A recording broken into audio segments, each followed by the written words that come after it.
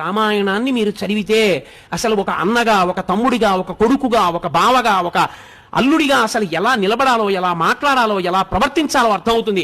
ఈ దేశానికి వచ్చిన పెద్ద దరిద్రం ఎక్కడొచ్చిందంటే, రామాయణ భారత భాగవతములు లౌకిక రాజ్యం అన్న పేరుతో చెప్పకూడదన్న మాట పిల్లలకి ఎప్పుడు ప్రారంభమైందో అక్కడ ప్రారంభమైంది పతనం. రామాయణ భారత భాగవతాలు పిల్లలకి చెప్పడం పాఠ్యాంశములుగా మారితే అప్పుడు నిజంగా అర్థమవుతుంది. సుఖమన్న మాటకు అర్థం ఏమిటో రామాయణం వింటే అర్థమవుతుంది.